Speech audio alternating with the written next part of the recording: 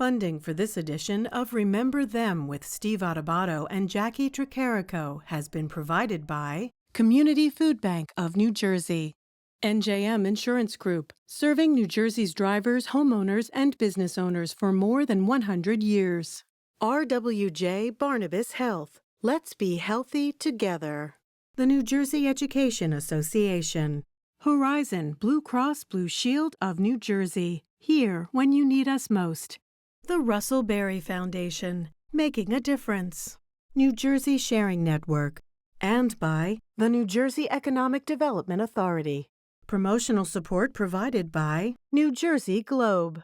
And by New Jersey Monthly, the magazine of the Garden State, available at newsstands.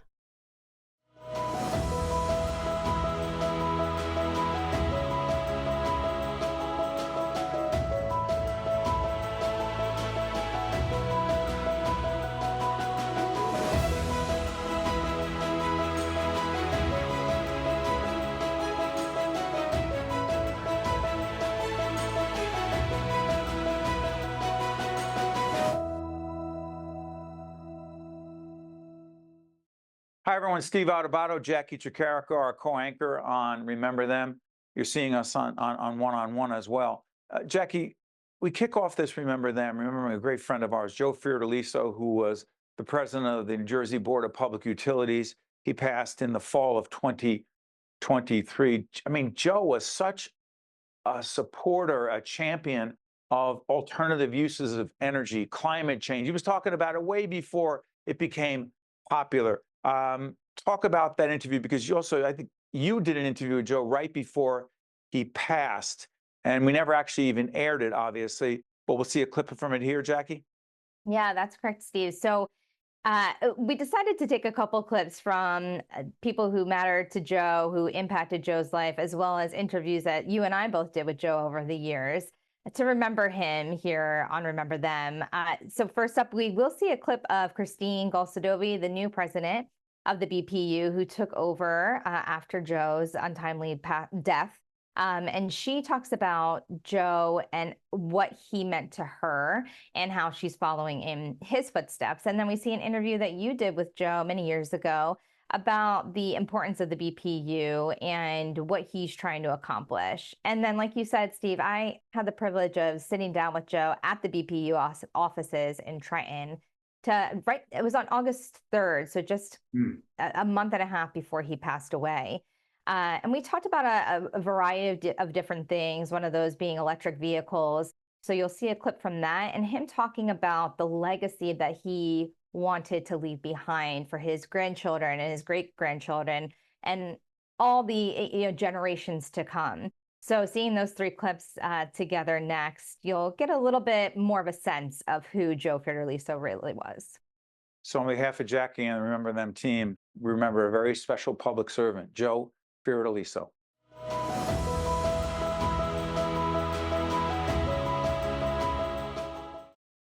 Joe Fiordaliso, the late, great president of the BPU, a longtime friend of ours. We had him on so many times.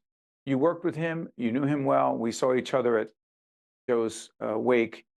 What made Joe Fiordaliso so special and what a great public servant? Steve, it's hard to put into words, I think, what made Joe such a great public servant, a great mentor, and a great friend. He had a wonderful sense of humor. He was approachable. He was open-minded. He was so committed to the goals of the BPU and Governor Murphy's clean energy policy goals. And he was so incredibly supportive of staff like me. I was his chief of staff, among other things, and all of the staff of the BPU. And he didn't miss an opportunity to talk about the wonderful staff of this department.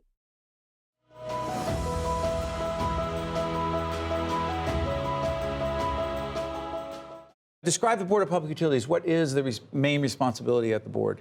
The initial responsibility when it was created back in 1911 by then Governor Woodrow Wilson, and I didn't help him create it. You did not? No. I just what happened to his career after that? I don't know what he did after Sorry. that. We were trying to Joe. get him on a good career path, but it just never worked out. Go ahead. And the primary responsibility was to provide reliable safe, and reasonably cost energy to the citizens of the state of New Jersey. And that's been our mission for well over 100 years. How much more complicated has that become with wind, solar, nuclear, natural gas? Yes. Not to mention this thing called global warming. How much more complicated is the job? Well, the job is a lot more complicated because back in 1999, the state legislature designated the Board of Public Utilities as the Clean Energy Office for the state of New Jersey. So in addition to our regulatory responsibilities, we also oversee all of the renewable energy projects in the state of New Jersey. And an awful lot originate from our agency and so on. And now we're in the midst of really a very exciting adventure, I believe. With the new administration. By the way, the President Fiordaliso came onto the board in January 2006. He's been a very long-standing member of that board and now is president through several gubernatorial administrations. If you were to describe the Murphy energy policy, what would it be? Exciting, aggressive, and doable.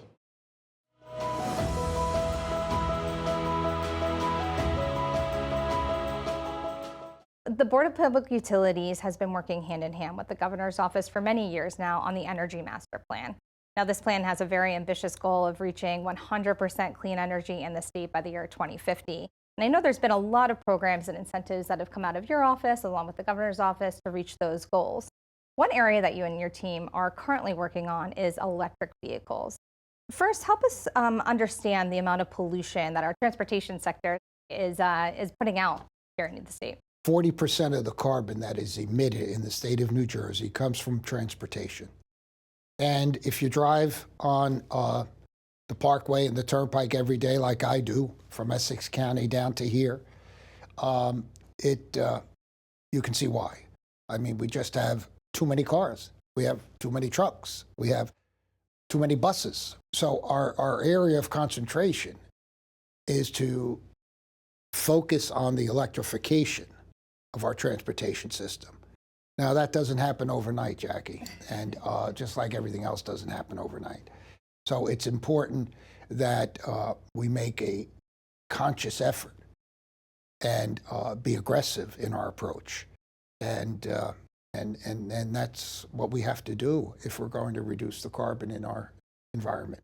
What is the real potential of electric vehicles having a really strong role in combating climate change? Well, I think it's encouraging that we have a partner in Washington who believes in climate change, that the climate is altering and will alter the way we live. And the financial assistance that we receive in each state with the Inflation Reduction Act, as an example, provides states with the opportunity to initiate programs like this. Up until the election of President Biden, we didn't have a workable partner in Washington. And because it has to be a total effort. You know, New Jersey is far ahead of many states in the union in our clean energy initiatives. But it has to be a total effort. It has to be a total effort here in New Jersey. The Charge Up New Jersey initiative here that you have at the BPU, part of that initiative really is focusing on these electric charging stations, Yes. right? People have electric vehicles, and especially when it comes to tourism, right? That's a big part of this. We have people, especially we're in the summer months right now, right? We have people traveling from New York, Pennsylvania into our state to use our beaches. How important it is to have accessibility to those charging stations, and how is this initiative helping to do that? It's vital. One of the things we're trying to dispel is range anxiety. And the auto manufacturers are actually helping us with that, because with each generation of electric vehicles, we're getting more and more mileage out of a charge. Mm-hmm. So this is wonderful. But we don't want people to wonder, gee, where am I going to charge my vehicle? And what's going to happen if I lose my charge? We don't want that anxiety. And it's a real anxiety. I know even When I drove a combustible engine car, where's the next gas station? Of course. Right? So so you're going to see them on the Parkway, you're going to see them on the Turnpike, they're already there, many. Right, even down, I see like the program is working with municipalities and different communities to make sure that they're by the boardwalks, you know, down at the beach areas. And the tourism is one of the factors that we deal with. And we're also helping, you mentioned municipalities, we're also giving incentives to municipalities to install chargers and incentives to buy electric vehicles for their fleet and so on. You or me buying an electric vehicle is wonderful, but we need everyone to consider buying an electric vehicle. And they're becoming more and more popular. You drive down the road and you see many, many electric vehicles. Electric vehicles do seem pretty expensive, and we do see a lot more on the roads. But when we're talking about our lower to middle income families, those electric vehicles don't seem like an affordable option right now. Do you see that shifting or changing? I think it's shifting and changing because we've restructured our incentive program. Up until this year, if you bought an expensive vehicle, electric vehicle, you got more of an incentive. We say, well, we want you and me to be able to buy an electric vehicle. Maybe I can't afford that $60,000 vehicle. Maybe I can afford a $20,000 or a $30,000 vehicle. So why don't we flip the incentives and give folks the incentive who buy the less expensive one? So what are we doing? We're giving everybody now the opportunity to buy an electric vehicle. Not only those who can afford that $60,000 one, but everyone. And that's what has to happen. As I said before, it's got to be a collective effort. All 9.3 million of us have to get together and say, listen, we know that climate change is detrimental and will be more detrimental to our way of life. And we know that it's going to affect future generations. I have 6 grandchildren.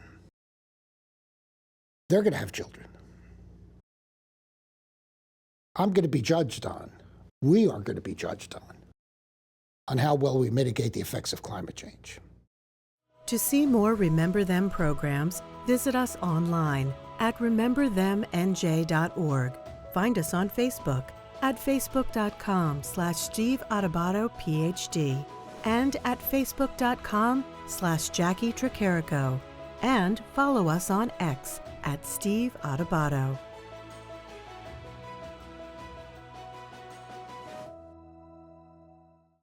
The groovy new wave in insurance advertising is mascots. You dig? We believe great insurance speaks for itself. Of course. Check out this tubular idea. It's a mascot, isn't it? Okay. TBH, you need a mascot, IRL. For over 100 years, we've focused on one thing and one thing only, our customers' claims. No jingles or mascots, just great insurance. NJM. I'm Tim Sullivan, CEO of the New Jersey Economic Development Authority. Since joining the NJEDA, I've been struck by the incredible assets and resources that New Jersey has to offer. The NJEDA is working every day to grow New Jersey's economy in a way that maximizes the values of those assets to benefit every single New Jersey resident.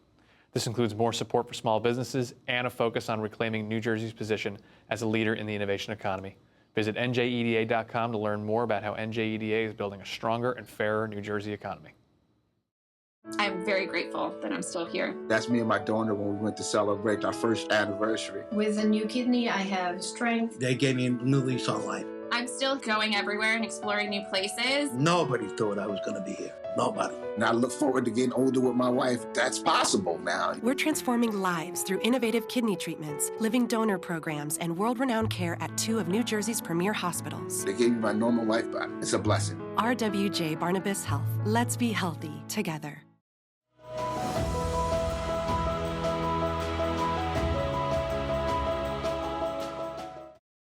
Remember Them continues to remember people with a New Jersey connection who matter greatly. This next one is particularly tough. Congressman Donald Payne Jr., 65 years of age, passed in April of, as we're doing this program, 2024. The interview I did here is with Rick Thigpen, our great friend from PSEG, who was like this with the congressman, a long-time family and personal connection. And you also see on the back end an interview that I did with Congressman Payne talking about his dad, the late Congressman Payne Sr. He took his seat in Congress. Jacqui, what do you believe we should remember about young Congressman Payne, who passed way too soon at 65? Well, like you said, we see a clip of him talking about his father, and we did do a Remember Them about his dad, Congressman Payne Sr. And he really wanted to follow in his father's footsteps, and he did so much. Another Newark native, we just saw a segment about Joe Fiordaliso. He was from Newark as well. A lot of people said that Donald Payne Jr. was a soft-spoken kind of guy, but he was such a respected politician and did so much for his hometown of Newark and so much for so many people throughout New Jersey. We get to hear a little bit more about that through Rick Thigpen, like you said, so close with him. They were best friends and also had a family connection. So no better person to give us a little bit more insight about the late Congressman Donald Payne Jr. People are very critical of politicians, but one public official / politician who made a difference, who did not make it about himself and always tried to make a difference, particularly for the people he served in the city of Newark that he loved so much, the late Congressman Donald Payne Jr.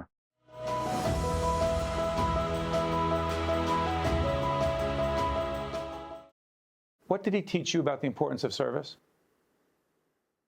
That there was nothing greater than to serve your fellow man, and that if you're in the position to make the quality of someone's life better, then it's your obligation to do it. And that's the model that I followed in following him into public service.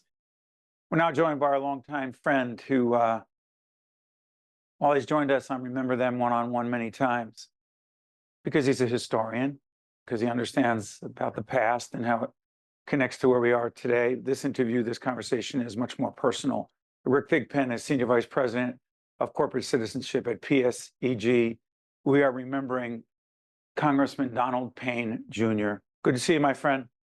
Good to see you too, Steve. Thank you. And Donald Payne meant the world to me.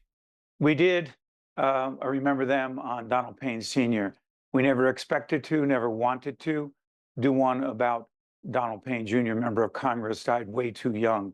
Your connection with him was deep and personal on many levels. Talk about it, Rick.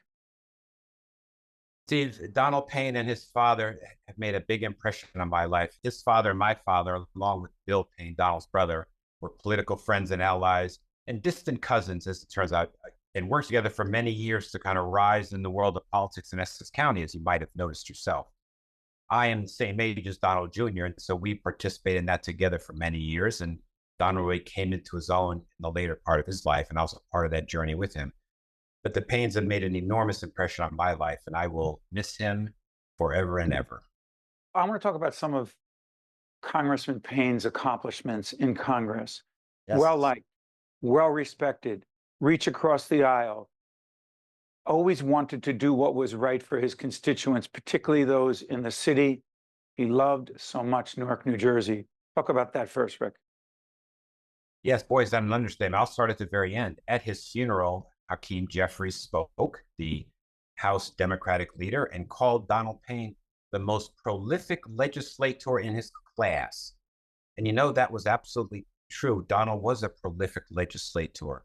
He suffered like his father in being a soft-spoken, kind of underwhelming public presence. So people didn't fully appreciate all of the hard work that Donald put in. But also like his father, people over time really grew to love and appreciate him. And his legislative accomplishments are really quite significant.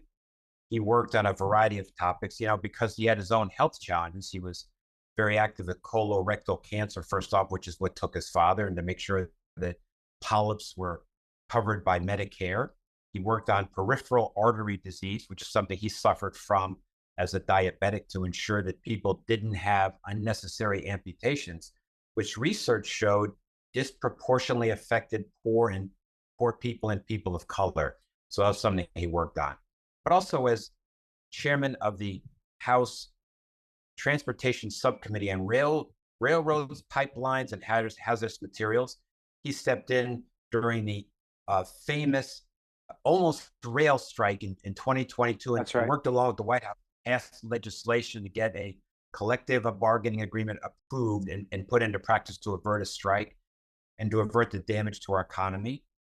He worked with Homeland Security on things like interoperable communications to make sure that different agencies could talk to each other during crises, was something we learned during 9/11, to ensure that our government was better prepared to respond to emergencies and disasters. And he also worked on having things like planning in Homeland Security to include kids, schools and daycare centers, to make sure that people were paying attention to these basic things. So those are just a little taste of what Donald accomplished in Washington. I believe in his 12 years in Congress, he had 5 bills passed into law, which is quite significant for someone at the beginning of their legislative career. And he was on his way to do even more when he was unfortunately taken from us. But Donald also worked on things like economic and social justice to make sure that our country in the future was going to be fairer than it's been in the past. But he was a strong advocate for the city of Newark, which he loved so much, and for New Jersey. He used to always say that it was not called the Port Authority of New York, but the Port Authority of New York and New Jersey, and that New Jersey should get its fair share. And he was always looking for ways to better the community of Newark, a community which you're familiar with too. It was in his lifeblood. It was always in his sense of purpose. He was so dedicated to seeing that people who had, fewer opportunities were given greater opportunities going forward. And he cared about things like voting rights and community policing. We could go on and on. Donald really has a proud record that I want to encourage everyone to do a little homework on, because he was so quiet and humble. People sometimes didn't think he was doing anything, but in fact, it was just the opposite. The other thing is I carried around this tiny little basketball, and you know why. I lost count of the number of basketball games that I would see you sitting with Donald, rooting, usually for Seton Hall University, but you were also, the last time always for Seton Hall if they were playing. Plenty. And we would also critique at halftime and after the game who should have done what. His love of basketball, your love of basketball together, and the final time being together at the NCAA championships with him. Why did he love basketball so much? And how did that connect the two of you? His father started the tradition of us going to the NCAA tournaments, starting with the Final Four, but as we got smarter, also the earlier round games as well. Donald and I were both sons of Pirates. We both loved Seton Hall basketball. Hall Pirates. Seton Hall Pirates. We lived and died with our Seton Hall basketball. And unfortunately, there's a few deaths in there, as you're aware, Steve. But we were all about the Seton Hall Pirates and seeing them succeed. But even beyond that, we loved college basketball. We were fans of the Big East, which Seton Hall had a real important role in creating and was so successful. So we'd always root for the Big East at the NCAA tournaments. But we loved college basketball, and he was such an expert and aficionado. He would teach me about so many players. And we saw so many future NBA stars play in the NCAA tournaments. It was really outstanding. And in fact, as you mentioned, the last thing I did with Donald, which was just about 1 week before his life ended, was attend the NCAA Eastern Regionals in Boston. We spent a weekend together up there watching college basketball. We had a great time together. He was moving slowly. He had to be a little bit more methodical. His mobility had been reduced, but it really, really still caught me by surprise that, in fact, that was going to be the last time I saw him, but we loved college basketball, and that's where we spent a great majority of our time together. We would talk politics. We would talk family. He made me a better father by talking to me and coaching me as well. He made me a better man by talking to me. But we would do a lot of that talking at college basketball games. You loved him. And always at all games, yes. You loved him deeply, didn't you? Yes, I did. Donald and his father made enormous impressions on me. And his father was like a second father to me. I used to joke with Donald about, I think your father likes me better. And he'd tell me, well, I think your father likes me better. And so we used to have that little competition. But I learned so much about politics from his father. And perhaps most importantly, the enormous challenge of being a dedicated public servant. I learned it from his father, and I watched Donald, who always felt he was operating in his father's shadow, never really appreciated his own excellence and his own leadership because he was always trying to live up to his father's standard. and his uncle Bill Stanton. Bill Payne was a member of the Assembly, and before that was quite active in the NAACP and a variety of leadership roles himself over the years. Donald always felt he had something to live up to, but Donald was a really dedicated public servant who really cared about regular people.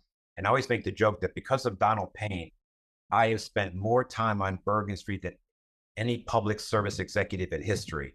And it really has made me a better man. I joke about it, but it really made me Bergen Street in the Bergen South Street, Ward of Newark. Newark. That's right. Absolutely. Hey, Rick, that was the home Donald. Yeah.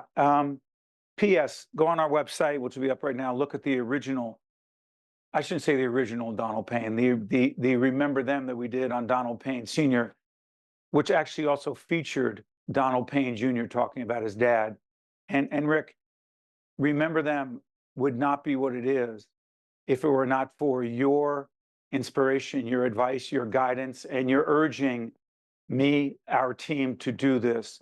Not that we ever wanted to do this or expected to do this about Congressman Donald Payne Jr., but he needs to be remembered for everything he was, everything he did, and his legacy lives on. Yes. Thank you, my friend. Thank you, Steve. I hope I can try to capture some of the excellence of Donald Payne for people. He really was one of the outstanding leaders in this community, a quiet storm, a very humble man, but he cared deeply about people. And at his funeral and the days leading up to his funeral, we heard testimony after testimony of the people who Donald Payne helped. And it really, I heard it from his wife and kids, and that really made me proud. And by the way, I'd be remiss not to mention, Donald was the father of triplets. He gave his wife, Beatrice, enormous credit for raising him while he was out chasing, politics, so to speak. But being the father of triplets is not for the faint at heart, everybody out there, But he did it with grace and dignity. He raised 3 fabulous children, and he cared so much about the people in the city of Newark. And Newark will truly miss one of its greatest heroes. Well said, my friend. Thank you, Rick. Thank you, Steve. On behalf of Jacqui Tricarico, our entire team at Remember Them and One-on-One, we thank you so much for watching. See you next time. Remember Them with Steve Adubato and Jacqui Tricarico is a production of the Caucus Educational Corporation, celebrating 30 years in public broadcasting. Funding has been provided by Community Food Bank of New Jersey, NJM Insurance Group, RWJ Barnabas Health. Let's be healthy together. The New Jersey Education Association, Horizon Blue Cross Blue Shield of New Jersey, the Russell Berry Foundation, New Jersey Sharing Network, and by the New Jersey Economic Development Authority. Promotional support provided by New Jersey Globe and by New Jersey Monthly. To see more Remember Them programs, visit us online at rememberthemnj.org. Find us on Facebook at facebook.com/Steve Adubato PhD and at facebook.com/Jacqui Tricarico, and follow us on X at Steve Adubato.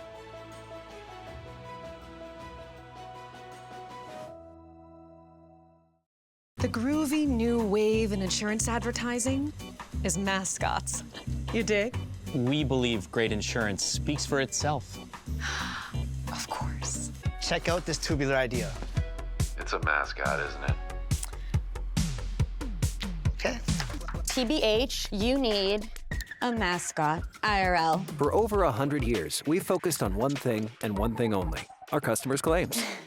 No jingles or mascots, just great insurance. NJM. I'm Tim Sullivan, CEO of the New Jersey Economic Development Authority. Since joining the NJEDA, I've been struck by the incredible assets and resources that New Jersey has to offer. The NJEDA is working every day to grow New Jersey's economy in a way that maximizes the values of those assets to benefit every single New Jersey resident. This includes more support for small businesses and a focus on reclaiming New Jersey's position as a leader in the innovation economy. Visit njeda.com to learn more about how NJEDA is building a stronger and fairer New Jersey economy.